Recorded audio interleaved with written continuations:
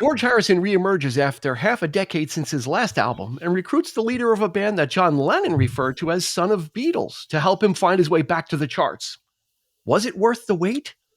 I'll see you there on Cloud 9. Welcome, friends, to the 3324 Music and Movie Podcast. All the great stuff is here. It resides here. So if you found us for the first time, welcome aboard. We're so happy to have you. Well over 200 different pieces of material for you to look back on that we've got there. And as we approach rapidly approach the beginning of year 5, we've got a whole full year ahead, right, Eric? A full steam ahead of great stuff too. We're rocking it. It's always it's chugging along. So we're all happy to be here. So yeah, we have no, it's almost like the train in Spider-Man 2. It's like we really don't have control over it anymore. It's just kind of barreling down.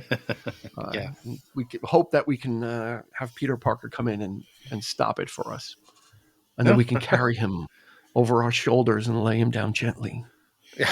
He's just a boy. He's just a kid. So pathetic. So poetic. So poetic. Yes, very religious. A lot of stuff going on in that scene. But you didn't come here for movies. You came here to this episode for music. So we're gonna give it to you.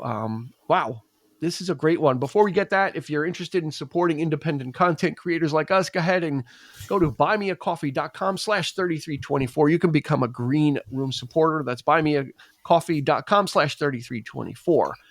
And that's all the business out of the way. YouTube, Facebook, Instagram, all that. Check us out there. More importantly, you're here for an episode. Eric, you thought we did this already. Remember when I brought it up or an email? You goes, "Didn't we do this already?" Or I'm surprised we didn't do it. I think you said. Yeah. It actually should have been. We should have actually done this first. Of all the stuff, we'll get into it. But the stuff that we've right. covered, that's a good point. This was the first. This really kicked that off. This collaboration. So I'll make the case that there's something else that happened before that was the literally that was the match. But you're right. We've done this very disjointedly. But I think that's better. I think that because we're coming to it organically, where we want to talk about a certain episode, a certain album, and then when we're ready for it, And I'm actually glad that we're doing this now, because I have a lot of feelings about this album that I didn't really realize. But before we get to that, Mr. Christopher Clark is with us. Hey, what's up, guys? I'm excited to do this one. I'm glad you guys emailed me about it. This is kind of a walk down memory lane for me listening to this record. So I'm really excited to be doing this one. He was sitting below us on Cloud 8, and we said, "Why don't you come up to Cloud 9?" Cloud 9, and now I'm here. He's one below. We're looking down. He's like, "What are you doing down there? Come on up." Because that's what it takes to get that email from you to say, "Would you like to do this episode?" If that's what it takes, gotcha. Here he goes. I think that's becoming an ongoing thing now, because even Eric is doing it, where we're using the titles. That Led Zeppelin episode, man, it was just all downhill from there. Yes, they say you can't put the toothpaste back in the tube once you squeeze you really it out. can't. Put the genie back in the bottle. So we've done it, and he fired the first shot. So let's get into it. There, I'm glad that you've decided to join us. Eric and I were into this album like from the get go. We were, oh my God, we were so young. But let's talk about the stats. Give you the factual information. This was released in November of 1987. Produced by We're Only Gonna Ring the Bell Once. Produced by Jeff Lynne and George Harrison. There were 3 singles released from this album. Got My Mind Set on You, hit number 1. When We Was Fab, hit number 25, and then This Is Love hit number 8, all on Billboard. 1 times platinum, 1 million copies. That's kind of perplexing. Yeah, I thought the same thing. Doesn't make a lot of sense to me, but hey, that's what it is. And then George Harrison was inducted into the Rock and Roll Hall of Fame as a solo artist posthumously in 2004. Unfortunately, didn't get his due while he was alive. No. So, all right, let's get this started. Eric, I mean, you and I were kind of, we were in the thick of a certain type of listening pattern between, ELO, between the Beatles, right? There was just it was fertile ground for this album to come out with and for us to get into. Yeah, I think the Beatles were just releasing their entire catalog at this point. On CD for the first time, right? Yeah. So we were excited about that. So we were getting into that. Longtime ELO fans, the both of us. But yeah, I think I read it I think it was probably Rolling Stone that I first heard that they were collaborating, and that was exciting. So I was like clamoring for this thing to come out. Like I couldn't wait to get it. And I think I got it. I might have gotten it. I don't know if I got it first or I think we might have gotten it at the same time. And I remember we came, you picked me up and we were like, you were like really into, got my mind set on you, and I was like wondering if I think I might've been a little bit more excited about the record than you at that point. Am I right? Is that fair assessment or hard to say? Hard to say. There was so much going on at that time. It was the 20th anniversary of the Summer of Love, so there was a lot of nostalgia. I don't know if you remember. Yeah. There was so much nostalgia for the '60s going around. 20th of Sgt. Pepper too. Yeah, all that was like a big, like there was such a vibe. I don't know if Eric, if you remember, there really was a vibe in the air in '87 of just kind of people kind of remembering that as going back to 20 years of Pepper and Summer of Love and all that stuff was kind of, Grateful Dead was becoming, Touch of Grey. All this stuff was kind of bubbling up again. And there was those kind of good feelings. And then this came out. I probably wasn't hugely enthused, mainly because, ELO had broken up. 86 was Balance of Power. That was the last ELO album. So I probably wasn't, I could probably put myself in the mindset that I wasn't too thrilled that the recording was an unknown at that point. Like, okay, ELO is gone. So what is there? So, he's going to produce. It's like, all right, Yeah. So I think that kind of might have been a little bit of that in there of, well, you're not the quarterback anymore. Now you're like the kicker, you're not the main guy. So I think that was might have been the feeling of, okay, take what we can get at this point. Yeah, but the thing is, his production on this record, you might say, I'm to this day, I'm kind of wondering, is this a George Harrison record, or is it you could make a case that it's a Jeff Lynne? Well, it's a good question. Just the sound of it. I mean, for me, just sort of like wasn't really all. I mean, he was still playing with a lot of that heavy production, especially the keyboards. Like from Balance of Power. I think he was still experimenting with that. I think that kind of carried over to this record. But yeah, I'm amazed listening to it now how much there is in the headphones. There's like so much stuff being thrown at you. Yeah, which we're going to get to. Yeah, it's just amazing. It's been a long time. Let me let Chris jump in. Why is this nostalgic for you? Why was this kind of bringing back? First of all, I was 8 when it came out. For some reason in my head, I felt like it came out a little bit later, like 89, 90, when I was a little bit older and not a lot older, but like just where I was really getting more into music as you do when you're kind of a tween. But what I remember about this is I remember the video for Got My Mind Set on You. And then I remember making my father get me the single. And then one of my distinct memories of the first time I listened to this album is I borrowed the album from him, and he heard me and my brother in my brother's room, and we had rewound to Got My Mind Set on You and played that. And he's like, well, you have the single, so if this is all you're going to listen to, I'm taking it back. And so then I felt like I had to listen to the whole thing. And again, I was only 8, but I really remember liking it. And then we used to do road trips to Florida every year when I was a kid. And this was kind of one of the go-tos because it was something that my dad could listen to in the car with my mom, and then both really liking it. And then from that, I remember getting the travel. To me, in my mind, I always associate this one with this record, and then the Traveling Wilburys record, and then Tom Petty. To me, they all, and I think I said this when I did the Tom Petty episode with you last year, they all kind of bleed together for me. And they all kind of, like, in my mind, they're like a chapter in a book. Like it's almost like you could listen to them as one cohesive record in some respects. And so I have a really strong memory of like, and it had been a really long time since I listened to the record, but it was definitely burned into my memory because I remembered a lot of the songs a lot more clearly and found myself singing along and humming along a lot faster than I would have because it was a really long time since I listened to this album. Yeah, me too. It's one of those ones that you've got and it's here, and it's, but you take it for granted. But with my recent conversion into listening to some of my physical media again, pulling it out was just something special, which we're going to get to.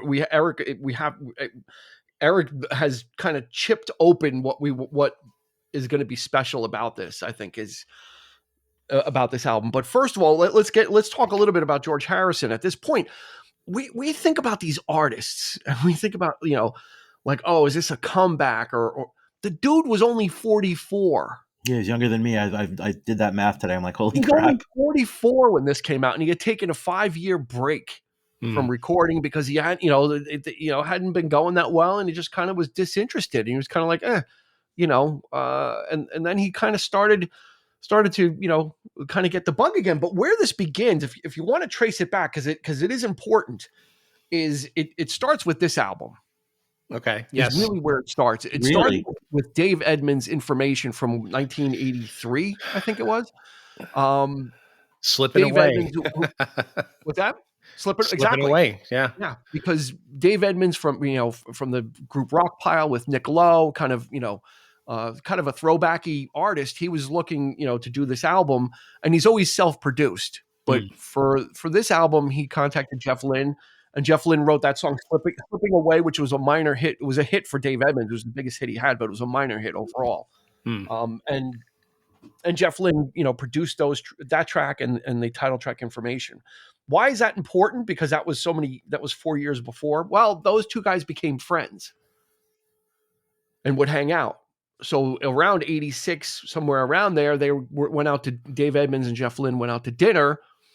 And then as they're leaving and Dave Edmunds is walking to his car and Jeff's walking the other way, Dave Edmunds turns around and says, "Oh, by the way, George Harrison wants you to call him, wants to know if you want to work with him."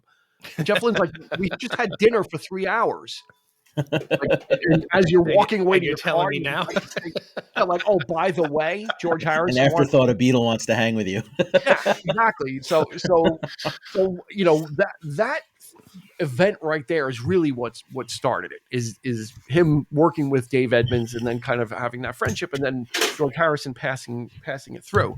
And then with George, from George Harrison's point of view, there was a little trepidation. He wanted to make sure that he was going to get along. Jeff Lynne's Beatle fandom and all that preceded him and all that. But he wanted to make sure he was going to get along with him before he was going to work with him. So they traveled together. They went to Hawaii. They went to Australia. They went to George Harrison was into, the F1 Formula racing. They went to go see those races. So they really palled around for a while to kind of get to know each other, which I think all of this is important for George Harrison, right? Because he's always Eric, right? He's always been, they call him the quiet Beatle. He's not, he's the cynical Beatle. Right? He's not the quiet Beatle. He has a point of view and he's not afraid to let you know if he's cranky or if he's not, he doesn't like something, he's not afraid to say it. And there's nothing wrong with that, but he's also a very spiritual person. Yeah. Right. Yeah. He had many phases. I think that's the right. I wanted to say, I was going to say hats, but it's but not really. Phases is probably more apropos. I think he could change moods. He was known to be very moody. And one day, and then the next day, it's highly spiritual, and then the next day, he's fun loving, and he's into clothes and cars, and all the excess of the time, and all that kind of thing. So that was that side of it too.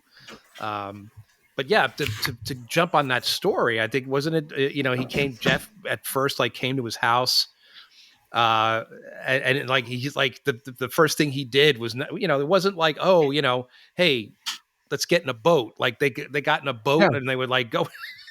I think. It was God. Yeah, they were just he just met him, And the first thing he asked him to do was get in a boat with him, and he was just like, they were just chewing the shit. Yeah, I think at Friar Park at his house, they brought him through this huge mansion on this big sprawling property all the way out, and then George Harrison is by the boat and is like, get in.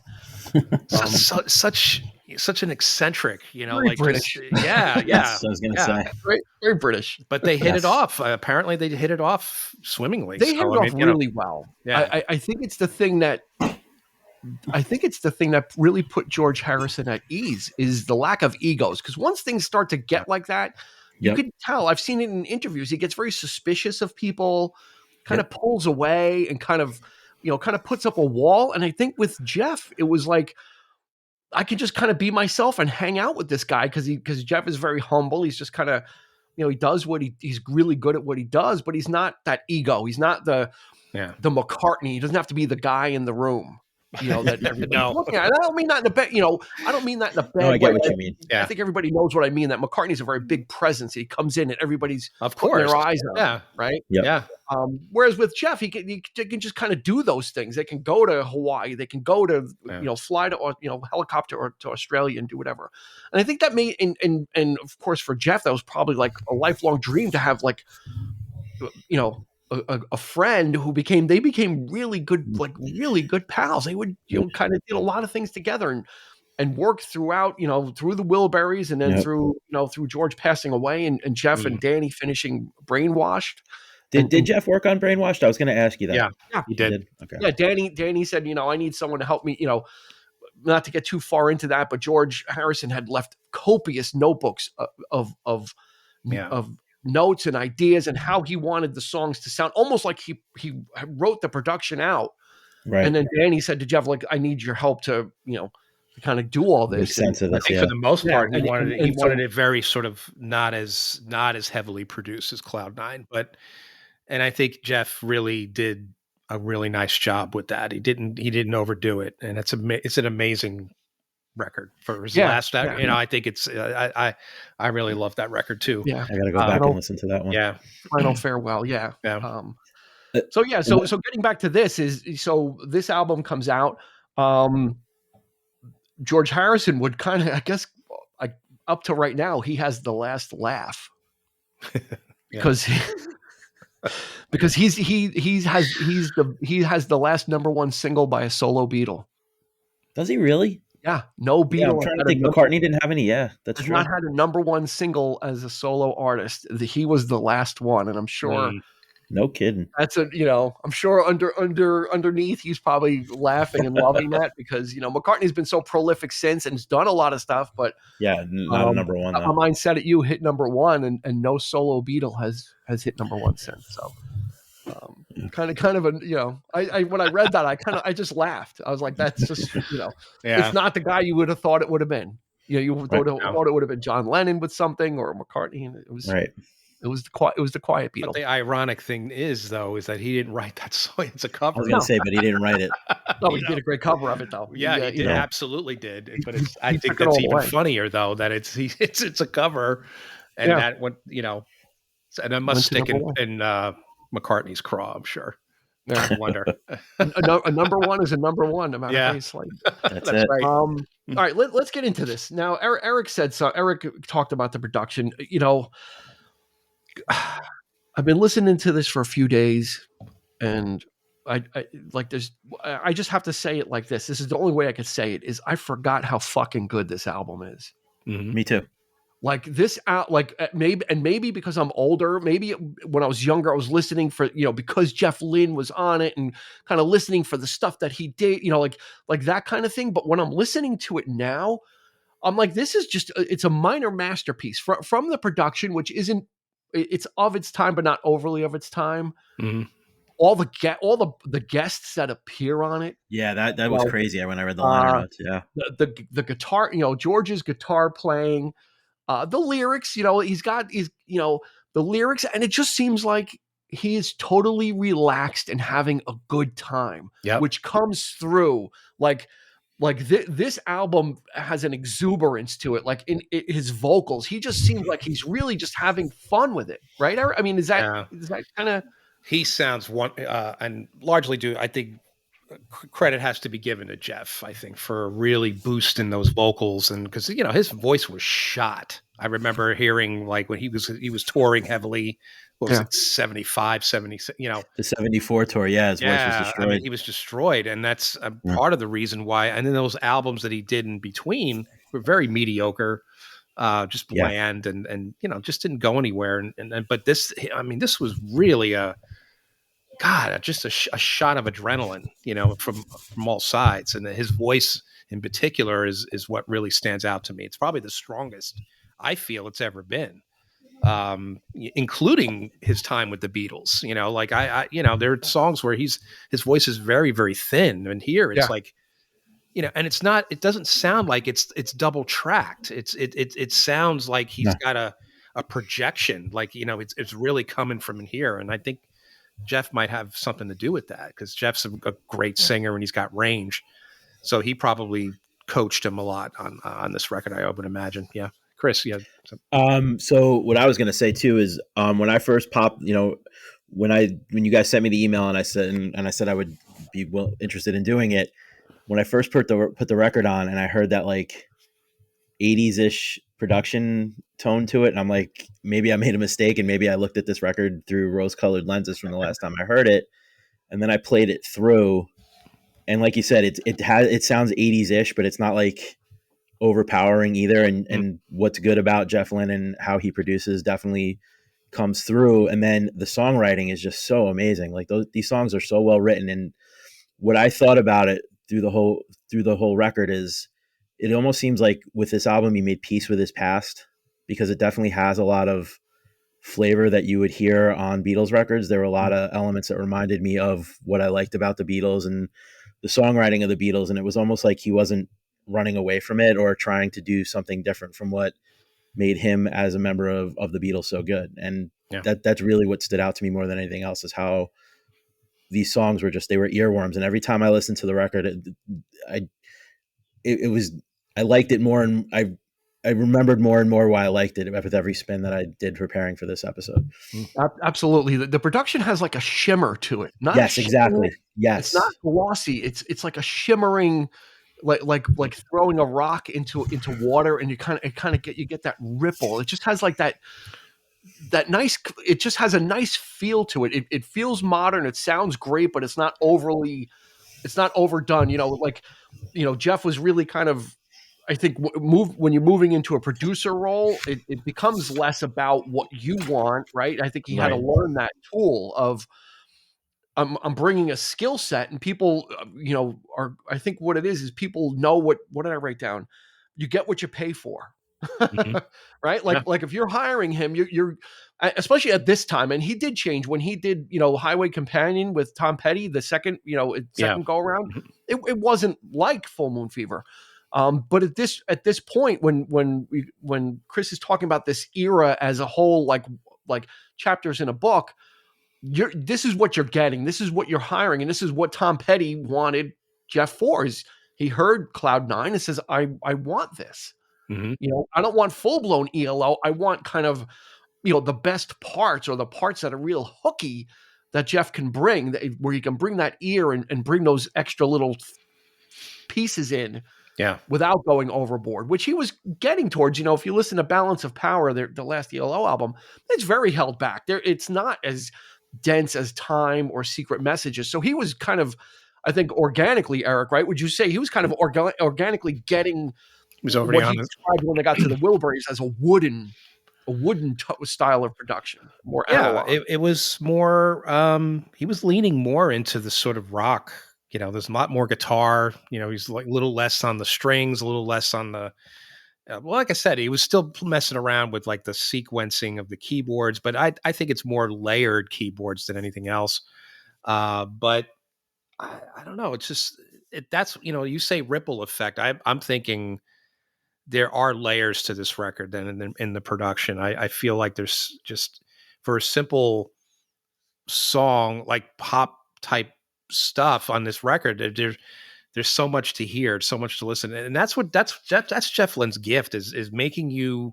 I think he said it. I think it might have something he said.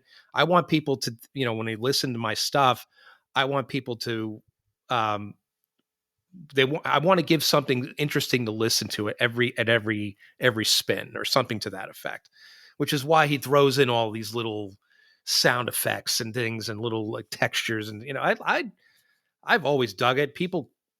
Some people are critical of his I don't agree with that at all. I think that's definitely his talent, and if you're going to hire Jeff Lynne, that's what you want. That's what you're going to get. And McCartney put it best. He goes, everything just fits, like all the things fit. And that's the difference between someone, someone that can do that stuff and it sounds messy and it just sounds like maybe avant-garde. Like it just doesn't, it sounds for sound making, but what I've always loved about his production and just his work is that, there's a lot there, but it all like fit. Like you can't, it's like, that weird thing or that echo of a line or a word, it belongs exactly there. It doesn't belong anywhere else. It belongs right there.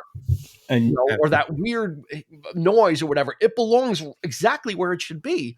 It's not it doesn't come, I'm going to get corny, it doesn't come out of the blue. Like the sounds are interesting sounds, but they fit where they're supposed to. So being able to pull that back and just kind of, turn the faucet a little bit, which is what he did. There are only a few instances where I'm like, okay, he's really kind of, going for it. But George Harrison was in on it. Let me go through the guest list on this, because this is literally a who's who of on this album. So of course, George Harrison, Jeff handles all the bass on this, and backing vocals. Then of course the friend from the past, Mr. Eric Clapton, the other friend, shows up on, so on Cloud 9. That's What It Takes, Devil's Radio, and Wreck of the Hesperus. So, and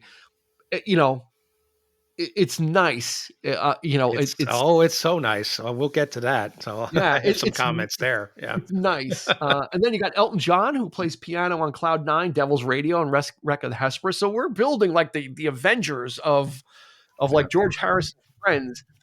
Gary Wright plays piano on Just for Today, and I think he co-wrote Just for Today, and When We Were Fab. Jim Horn, oddly enough, that's his real name, but he plays saxophone. And I wrote it down. It's Eric's going to know when I say this.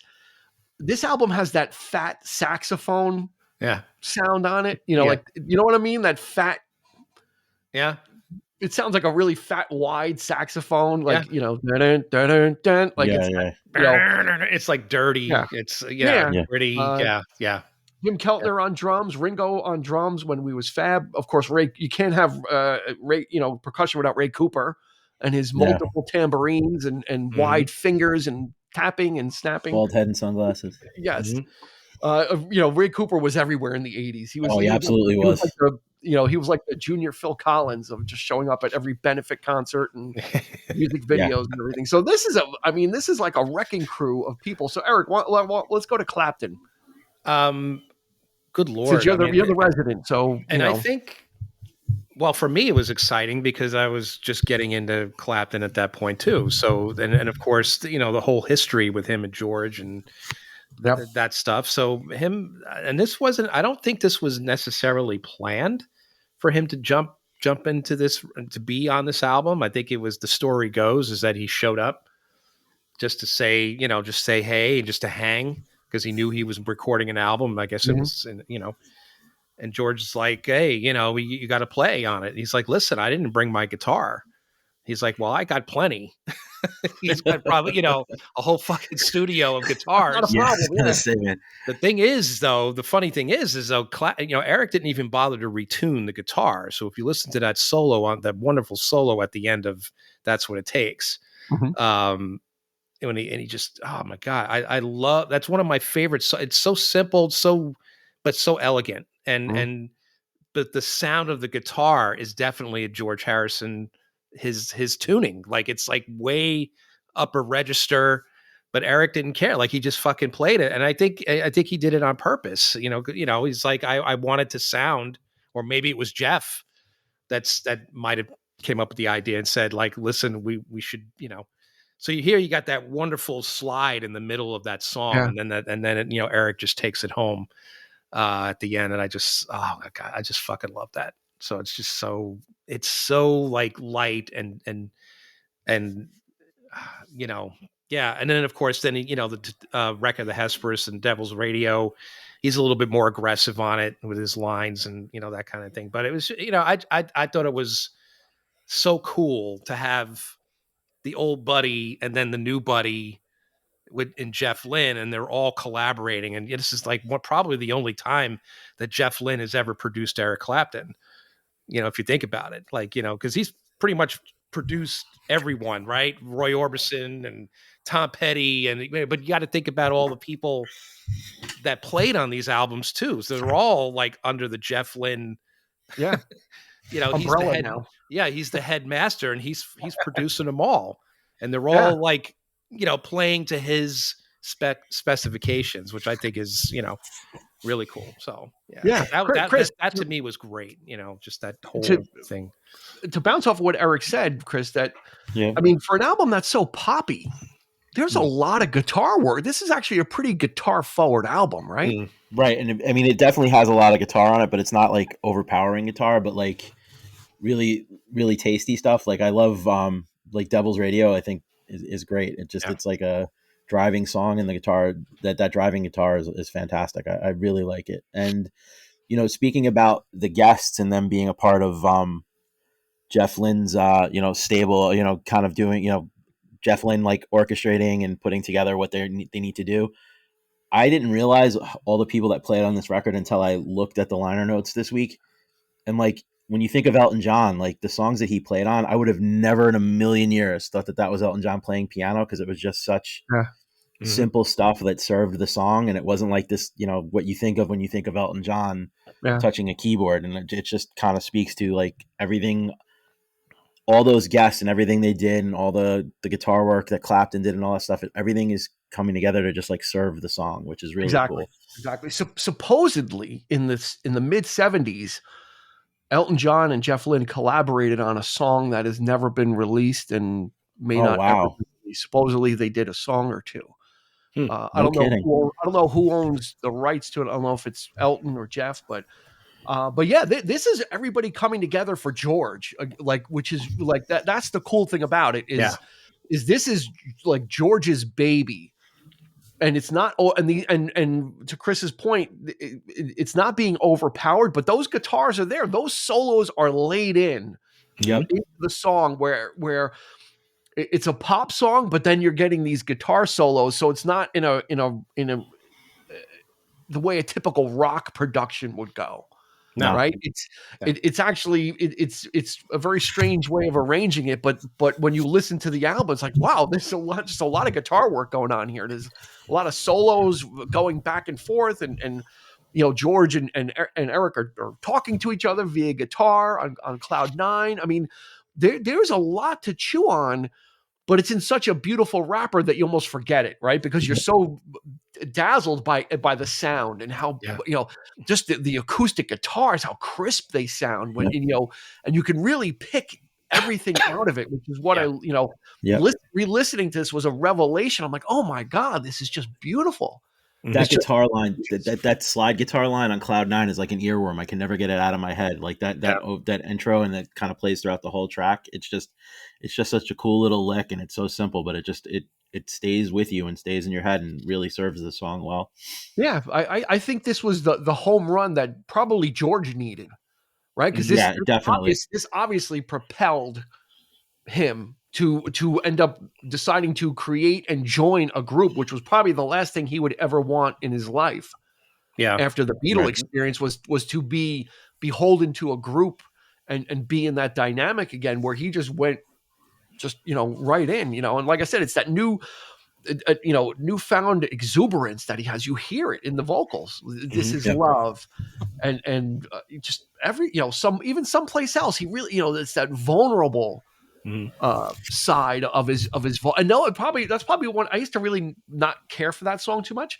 Now I just the vocal performance on that is it is reliant, because it's very sparse. It is reliant on his vocals, Eric, right? It's not you can't hide it like Devil's Radio where that's like ELO forward, for me. It's very I'm listening to him like this this is, I've heard this on probably secret messages like Danger Ahead. Especially that, like whatever that hell they're saying there, and that Yeah. stuttering, Yeah, like the I'm talking radio, about, like that these fucking- vocoder effect thing Yeah. going on, it's like it's very, very, very ELO right there. But it's just, but I remember it having works. that conversation. I remember having a conversation with my family in the car about what they were saying, like in that, was it God Sin or God Sing or whatever? Yeah. Like I remember Yeah. we all of us sitting there trying to figure out what the Gossip. hell that was he was Gossip. saying. Gossip. Yep. Gossip. For me, when I was listening to it today, today or yesterday, I'm kind of like, all right. I knew we were going to be talking about how, and a lot of the reviews are how heavy-handed the production can be and how Jeff gets in there. Mhm. You know what? The second song actually really became ELO. Like if you listen to it, That's What It Takes. That is very much Secret Messages from the kind of wispy intro, like with the noises, and all that kind of stuff. It's like, so it didn't take long for kind of, for me, if you're playing Spot the Influence, second song in, like you're there. And then of course when We Was Fab, I mean, if George is gonna, like Eric said, is making peace with his legacy. Well, Chris, absolutely. That song When We Was Fab is tailor made. He's winking. The music videos. I remember when I saw the music video and he's wearing the Sgt. Pepper uniform. I was like losing my shit. I'm like, because I was knee deep in the Beatles at that point. I'm like, oh my god, like and Ringo being like kind of like the stage crew. Yeah, Ringo, Jeff is in it, or Elton John is in it. Ray Cooper's in it.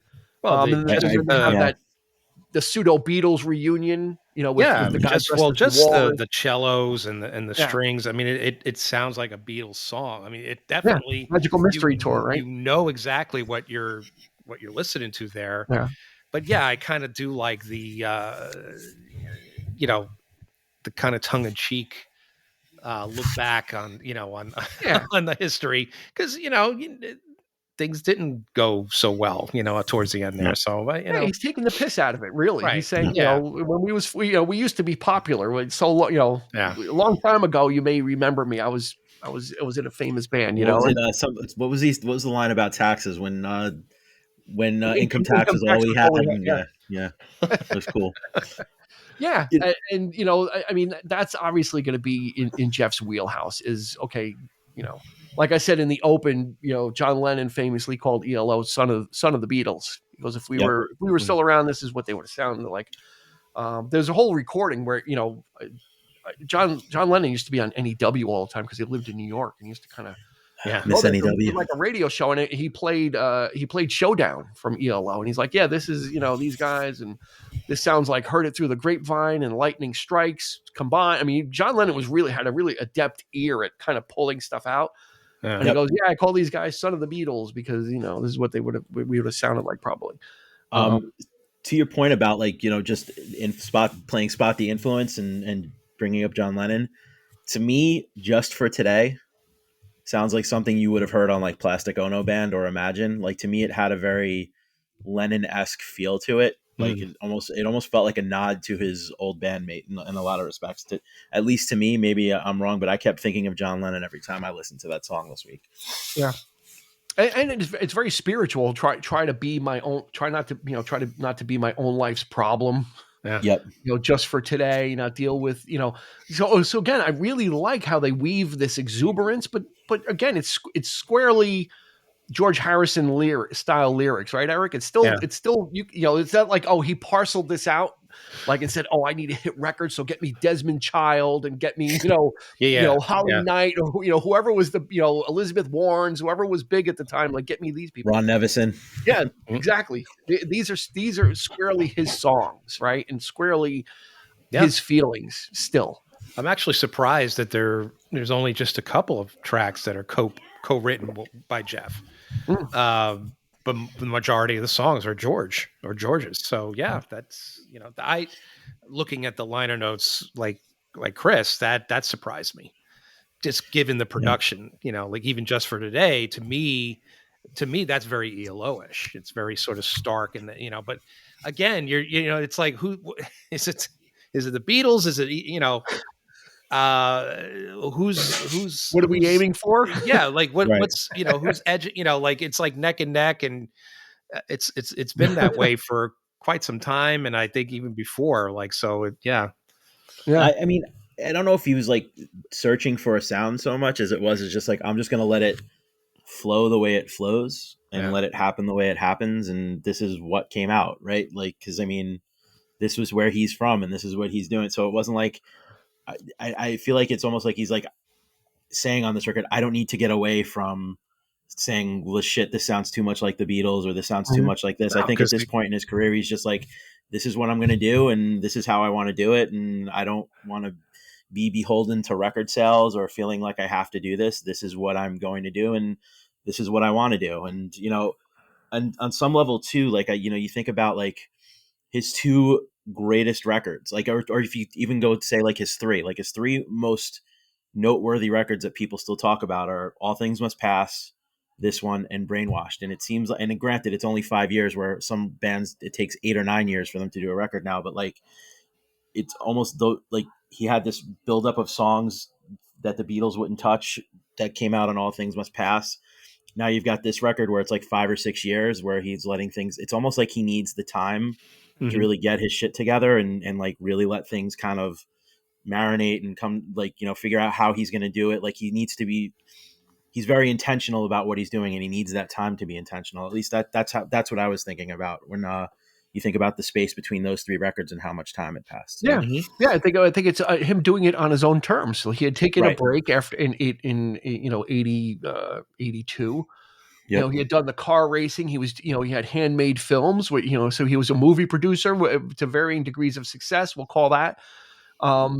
And then was like, yeah, I think I'm ready to record again, right? So yeah, it wasn't, he was at that point. And like I said in the beginning, he's very much of his own mind. So no one's going to force him, to do anything, and he's in a position where he doesn't have to be for. It's not like he's doing this for the money. So and you have something like Rekka the Hesperus, which is like it's like an adjunct to When We Was Fab. It was like him talking about getting old and aging, but I can still rock, So there's still that, there is that self-awareness, like you said, of yeah, I was in the Beatles, and we're gonna have a laugh about it. And I'm 44 again. At that time, that was old for rock people, right, Eric? Like we were putting them out in the farm at 44. It was like, we didn't know they still had a lot of mileage, so much mileage to go. It was just, amazing. It's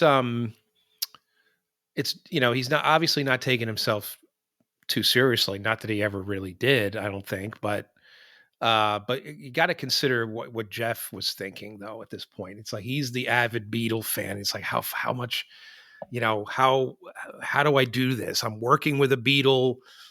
How much should I express that? Do I express that at all? Do I, you know what I mean? Like those kinds of things.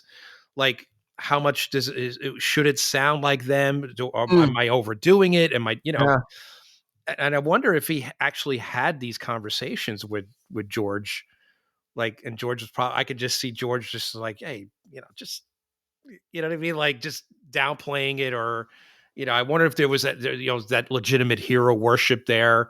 Was, it's just, you had to be the fly on the wall in those, on those instances. I would have loved, you know what I mean? Like, just to hear those conversations would have been fantastic. But Chris, I mean, like, and that's probably why, like Dean said at the beginning of the episode, that Harrison wanted to like hang with him at Friar Park and like do stuff with him that's not musical. It's like, is this guy gonna be my producer and a confidant, or is he gonna be a fanboy? Like, is he gonna is he gonna ask me about like how, what went on during the Let It Be sessions, or is he gonna like do what I need him to do, or like like I'm sure there's an element of that as well, especially. I feel like he was a little bit burned by Phil Spector's production on All Things Must Pass. As brilliant as that record is, it's like smothered in reverb. So I'm sure there were those conversations about like what was going to be, or how this should be, or what this should look like. Like it would be a good fly on the wall moment to have to be there and hear what they were saying. But I'm sure there were elements of all of those things in those conversations. Yeah. There's actually there's a documentary about Jeff Lynne called Mr. Blue Sky, and he talks about producing the Beatles. And he said then, he goes, I was perfectly fine not to do any work and just listen to them talk about the days in Hamburg. And he goes, like hearing all the Beatles stories that you heard, but hearing it from them, he goes, I didn't need to do anything, and then they come in and say, hey, can you check our harmonies? I was like, me? Yeah, I'll fucking check. That's right. I'm working. I'll fucking check your harmonies. Like, it's like you're asking me to check the Beatles harmonies. Like, can you check it? So yeah, there is that fanboy, but in the end, you're getting hired for something, and right. You got to be a professional. I think it's always been about the music first, and that's what even George said. George is like, there's stuff that I would on this album that I was ready to leave alone, and we're done. And it's like he would just keep working on it. He goes, it needs to, we need to finish it right and need to get it done. So there is that work ethic that he has, which is, and that's why that stuff sounds so good, because it's been worked on and kind of, I guess in a Brian Wilson way of translating what's in your mind into onto the tape. So the third single that was released from this album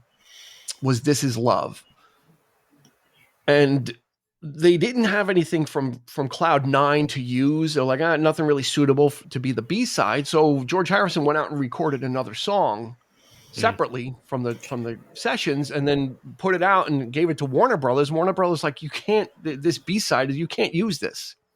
It's like too good. Oh, I know what this is. Yes. It's like an album track. Mm-hmm. Like, what are you doing? Like, you need to make an album, and the title of that song was Handled with Care. Great tune.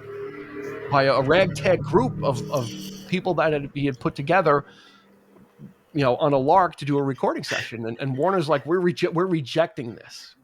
Like, we do not accept this as a B-side, because could you imagine walking in like and being like, so this is my B-side with like these legends of rock and roll here, like that in and of itself, right? Like, yeah, just a few friends.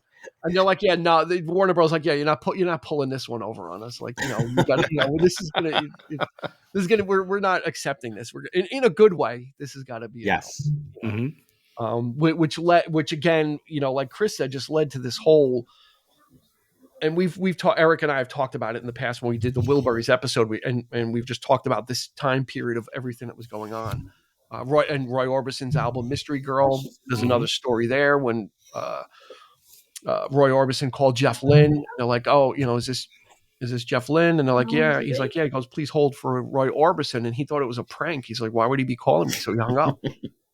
And then he called again, and he didn't say. And then he called again, and Jeff Lynne didn't say anything for like a while, like on the phone, because he was just like so nervous, like he couldn't believe it.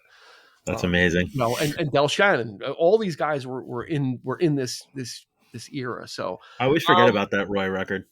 Yeah, that has Bono on it. I mean, that was another one. That's a really good record. Star-studded affair. So again, it was just this great. There's such a. It was like this, like we talked about this community, Eric, right? Of just these guys just kind of play. It was like a little mini Laurel Canyon situation. They were all just kind of in the area. They were all around. Somebody had a studio. They would just show up and just kind of like, oh yeah, well, I'll be on a couple songs here and I'll be on there, and it wasn't like a record label concoction either. It was just like so natural, which was why it was so good. I was going to say, it was very organic. Then they all just seemed to really enjoy each other's company. You just get that impression from that first Wilburys album, which one of my favorite albums ever. It's still fresh for me. Yeah. But yeah, just the camaraderie, just the whole sort of, I wouldn't say lightning in a bottle, but it was just sort of like the atmosphere, the lightness of it, the sort of like, let's not take Dylan's involved in this thing, right? I mean, he's not getting too heavy handed with his lyrics here. It's very nonsensical, but it just works, Playful. They were just very playful. Just a lot of probably a lot of weed being smoked going on, a lot of beers, and just kind of hanging out, Of course, and seeing what happens. Chris, what do you got? A few years ago, I went to when the movie about the Beatles playing the Hollywood Bowl came out. As a teacher, I was actually able to go and see the movie, and then someone did a talk. The person that did the talk back was Warren Zanes, who was Tom Petty's biographer, and he was in a band that had opened up for the Heartbreakers, like around this time of like the Wilbury crew hanging out. and he said he was at a party. I think it was at Tom Petty's house. I don't remember the full story, but like he, Petty invited him in to meet everybody, and he had a book by Harrison that he wanted to get signed. He said they're all just hanging out. Like it's just like, it wasn't working. It was just like all of them hanging out, drinking, probably smoking a bowl and all that stuff. And he said Harrison took the book and signed all the Beatles names in perfect autographs because they all learned how to sign each other's autographs. But the idea of like, there was just this genuine love. They liked each other's company and being around. And that story, like, really kind of to me was like an indicative of like, this really wasn't manufactured. This really was a genuine love for each other that these guys had, which is very cool. Yeah. Ringo was involved in that. Like Joe Walsh as an extension, because Ringo's wife and Joe Walsh's wife are sisters. Yeah. And you always see pictures of them out to dinner, like they're leaving from some place in LA, going to dinner and hanging out. So there is this kind of genuine, they're friends, but and then they're friends that happen to work together. There was one more song that they worked on, but they didn't finish it. They had laid down the bare tracks, and it would not show up on an album. It would show up on a soundtrack. Mm-hmm. And that song was "Cheer Down," which ended up being on the Lethal Weapon 2 soundtrack. George actually gave it to Eric to do. He's like, because it wasn't finished, and Eric's like, no, I can't do. This isn't me. It sounds too good. I think it was almost complete at that point, but it's like, no, it's like the Warner Brothers deal. He goes, no, it just sounds too good. Needs to be you, because he'd done obviously did the score.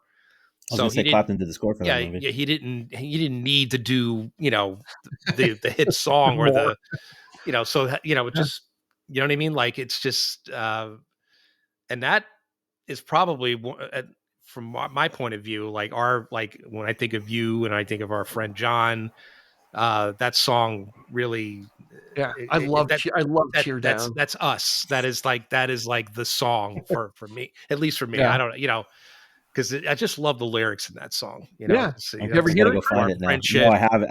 You know what? I saw Lethal Weapon 2, but was it actually on the soundtrack? At the very end, it plays out. It plays out the movie, and it actually came from George Harrison's wife Olivia, because he would get so excited. George Harrison would get so enthusiastic about it. She goes, "Whoa, guy, cheer down." Cheer down.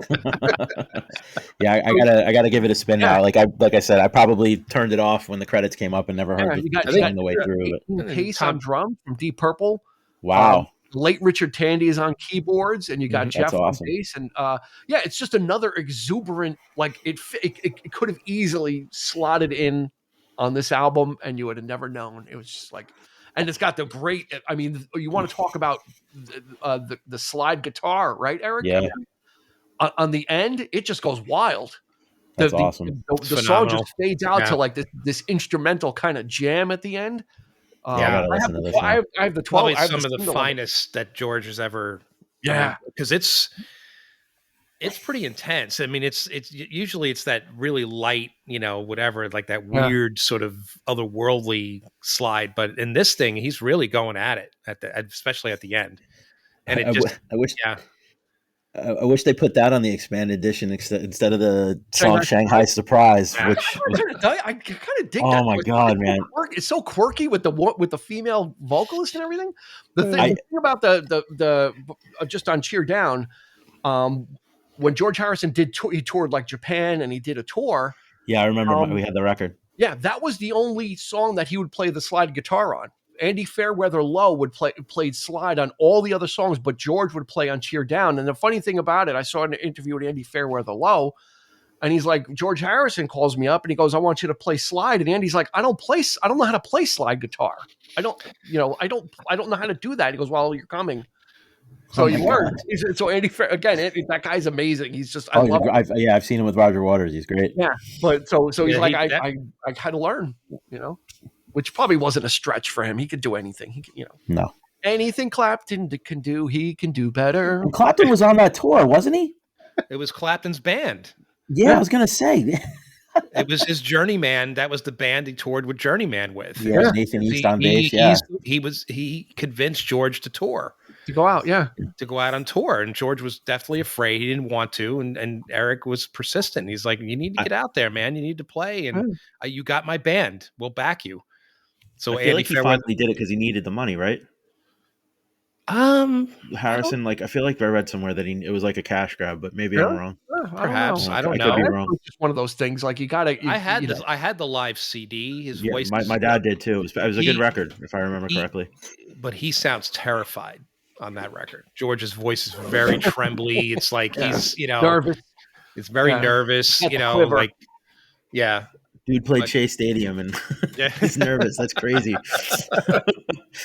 Yeah. Well, times were different, and absolutely. Stuff comes through. So as we close out, I mean, are there any, Chris? What are the high points for you? Obviously, probably I'm going to say "Breath Away from Heaven" is not, because that was something I surprised. So I'm sure that you probably are lumping. I didn't like either of the. What my favorites were I love Devil's Radio. I love Cloud 9, Fish on the Sand. And then Just for Today and Someplace Else are like, to me, like they stood out really hard. Like again, I feel, I guess it's in my old age. Usually I don't go for like the ballady stuff. Yeah, I forgot, Chris. For you, we've got the album here too. So yeah, I listened to it on Spotify. I keep forgetting to bring the album out, so I made sure I brought it out. Yeah, there you go, man. With the 61 Gretsch on the cover. There it is. That's awesome. Eric, what about you? What are the Well, first of all, I want to say that they say don't judge anything by its cover.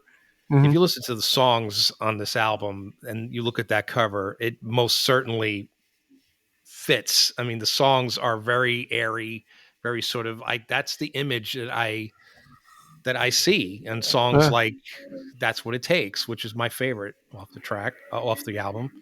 I love Cloud 9. I love Fab. And I forgot about Fab. Yeah, that's a standout one too. Probably Devil's Radio to round it out. But I also like Just for Today. I also like a lot. But yeah, I think That's What It Takes is probably my favorite off that, because I just love his voice. I love the guitar work on that. Very, like I said, it starts off with that sort of very ELO-ish, thing. Yep. But then it churns up, and then it's just a guitar fest all the way through that. You really hear that acoustic from Jeff and the drums on it, Keltner's drums on that sounds, the way he got, that bottom end is really good too. So I just love the way it sounds. But Cloud 9, I mean, when I first heard it, it's like Jeff would, anytime he tried to do the blues, to me was always kind of cringy, but Cloud 9 most certainly works. Given, if it had been anybody else producing this, Clapton probably would have done a lot more on the like little his riffing and all that kind of thing. But Jeff kept it simple, and it works. And George is, like, again, very tongue in cheek, very sort of like, so it's just quirky. Yeah. That's the word for it that I love. So. I'm gonna, you know what? I'm just gonna say the whole album, even Breath Away from Heaven. I just like the way, like, I just like sitting down. Like, I just enjoyed sitting down and letting this go. Like, I didn't care what was on it because it just sounded, it went from one song to the other, and again, listening to it after so long was a revelation, just in sound. I don't mind listening to Breath Away from Heaven because it sounds great. The arrangement, the production, just the musicianship, it's all there. It's just kind of it all works for me. And I used to not like that, but I'm like, yeah, like, bring it on. Like, this whole, the whole and the second album, the second side really kind of picks up, like with Devil's Radio and Wreck of the Hesperus, like it really kind of kicks into gear. You have Someplace Else and Breath Away from Heaven, which are the two slow songs wedged in between three real, like, rockers, basically. Yep. That first side is just kind of getting you, whetting the appetite and saying, okay, this is George, and here we go. And then you get to side two. It's like Devil's Radio, Wreck of the Hesperus, Got My Mind Set on You. It's like banger after banger. It's like, God. What I found is I haven't listened to this in so long. I listened to it the way I listened to it so I could soak it all in was I would do it when I was driving home from work, and, like, to me, this was like a great driving record. Like, it was like the perfect record because, like, lengthwise and just the tone of the record, it fit really well, like turning up in the car on the way home from work. Yeah, like we said in past episodes, like album length was perfect. You got all the meat and none of the fat. They cut away Yeah. that stuff, and you just got this great collection of songs to put you through. So Before the CD yeah, surge. exactly. Check this album out. Even if you're not a Beatles fan, I think it's just a great listen. It sounds great. I pulled out the vinyl and I listened to the CD. I listened to both, and they both sound fantastic. So it's just kind of really neat to put one on and then take that off, and then put the CD on right after. But The streaming was good too. streaming was okay. Streaming was not too shabby, but definitely check it out. It is a beautiful sounding album. So I think it's gotten overlooked, especially since McCartney is since George passed away, and McCartney is so prolific and he's still touring, and he's kind of the Beatle that everybody kind of is always in the news and always talking about. This album from '87 is a gem. It's an absolute gem. Eric, I think we should do like a Hall of Fame this year. We should like do nominations, like and kind of start vote. We should have a thing where we start voting albums into our Hall of Fame or something. Yeah, that's not a bad idea, actually. Yeah, yeah. Right. We kind of vote. We get a bunch of the guests on, and we kind of vote some stuff in. And these are our Hall of Fame records that go in. This would be close. Yeah. There other things going first, but I think this would we could make a case for it as a Beatles solo album. Absolutely, it's one of the strongest of all the Beatles solo albums. This one is, if you're taking all the Beatles solo work, this is easily top 5. Yeah, 100%, man. Out of everything the Beatles solo artists have done. See, it's not. Go ahead, Chris. I was gonna say, and I'm just like you said. I just remember this record being huge. Like I'm really like you said in the beginning. I was actually really surprised when I saw it only went platinum.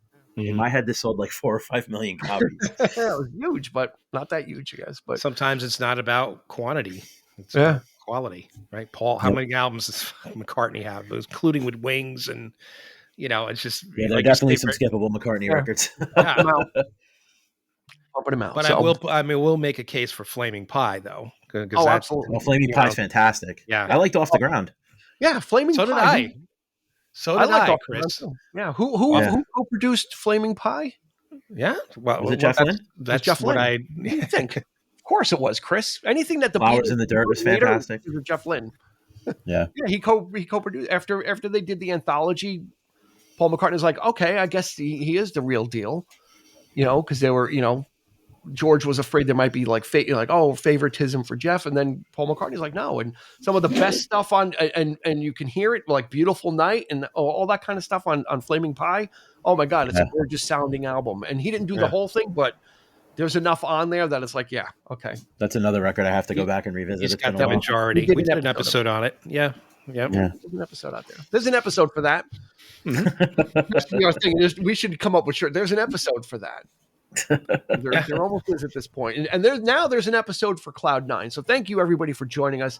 We really appreciate it. We totally, as you can see, all of us were gushing about this album, and we do that every so often. We allow ourselves a little latitude to kind of geek out about it, but that's what our love of music is about. And that's what jazzes me about this, is sharing that excitement and that exuberance, and I love it when someone is excited about something that they're into, and it kind of, makes you want to check it out. And maybe it works for you, maybe it doesn't, but if nothing else, you've exposed yourself to something a little different and checked it out. And Chris is slowly turning to the ELO side. So I've been down the ELO wormhole hard lately. Yes, this is a multi-year plan that I have put in place with him that we're going to, I think by 2027, I think if my chart is correct in the back, we will have him fully, Eric will have him fully assimilated. On my lunch yesterday, I was actually Googling like stuff about them, and I went to see which members got into the Rock and Roll Hall of Fame, and I actually found myself getting pissed off that Kelly Graucut didn't get into the Rock and Roll Hall of Fame. Yep. And then once you're done with ELO, you're going to go back into the Move, and then you're going to discover the genius of Roy Wood and the hard rock, that almost Sabbath-like sounds that the Move were. That one Move record that had the song in Boogie Nights I really like. That album is awesome. That's Shazam. Yeah, Shazam's a great album. I feel too good on it, but yeah. Anyway, another time for another episode. When we get really deep into it. But that's going to do it. Thanks a bunch.